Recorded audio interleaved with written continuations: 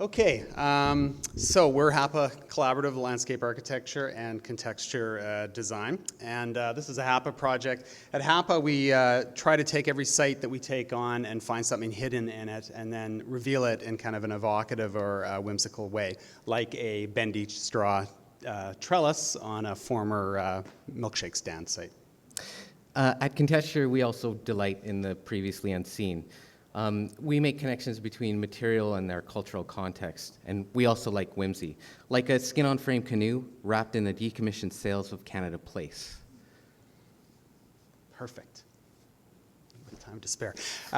This is the 2010 Vancouver Sculpture and Art Biennale was brought public art to Richmond in a really dramatic way, and in some ways set the stage for all of us to be here tonight talking about art, among other things. This is Wind Waves at Garry Point Park. It was big and beautiful and red, and we'll get back to red in a minute. This one was a little more controversial. It was an equal opportunity offender. It offended some people for glorifying the People's Republic of China and others for insulting the People's Republic of China. But it provoked an amazing discussion in Richmond, and that was the main thing that it did. This is the site of a art proposal that Contexture and HAPA are dealing with. It's the abrupt and uncomfortable end of the Canada Line Guideway at Richmond Brighouse Station, and what brings us here tonight. So we got to thinking, what could we do to fix this in a way that was in keeping with the history of Richmond? So we turned to the beaver for inspiration. Shown here on the nickel, this image of the beaver was adopted from a previous version that appeared on the CPR logo. The beaver is obviously a symbol of Canada, but it also has particular significance for Richmond. You probably have more in common with this little guy than you thought. How we think about beavers really depends on perspective.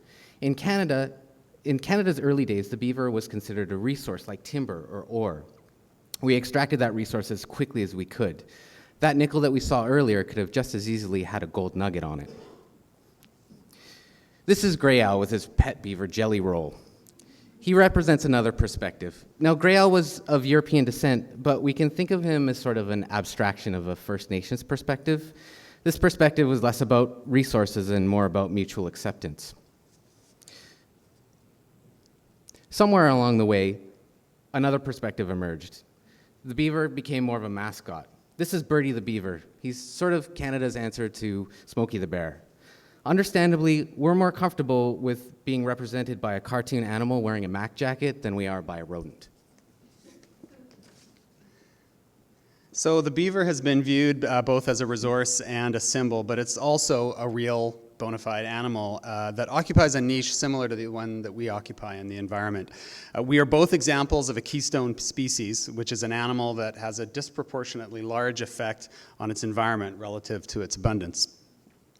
So the beaver modifies an environment that it can't live in otherwise. And since the Musqueam settled here, and probably before that, people have been modifying the landscape of Richmond to catch fish, grow crops, build homes, railways, roads, and eventually malls and high-rise towers.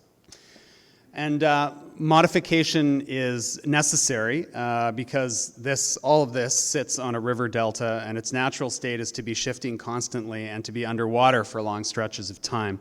So the best known modifications in Richmond are the ditches that were dug all over the place, and of course the perimeter dikes that were built with the spoil from the ditches. So beaver-like projects were built all over Richmond to make water work for us, including stormwater, groundwater, and spring freshet coming down the arms of the Fraser River. And this made the land in Richmond arable and habitable and made our garden city possible. So when we were looking at research for beavers, we found an old quote from a naturalist which said, "Beavers are born of land and water. Their specific adaptations to aquatic life include webbed hind feet and a gigantic flat tail. For mammals, they spend very little time on land." And I guess we would argue that Richmondites are born of land and water as well. Many folks here are one generation or less removed from life on a fishing boat or work in a cannery, and I have heard many stories of catching frogs in ditches in the summertime and skating on frozen fields in the wintertime. Beavers have always had a reputation for being industrious, and that goes way back. This picture was drawn by Herman Moll in 1715. As you can see by the army of zombie beavers carrying lumber on their shoulders, he'd clearly never seen a beaver firsthand, but their reputation for being clever and hardworking was obvious. Here's another example of the busy beaver. While our perspective of the beaver may have changed over time, their reputation for being smart and industrious is not. It's this quality that we identify with most, both nationally and locally. Richmond is no stranger to hard work. It's this industrious spirit that made this place what it is. Agriculture, fishing, and a little bit of elbow grease have all played a part in creating the landscape we find ourselves in today.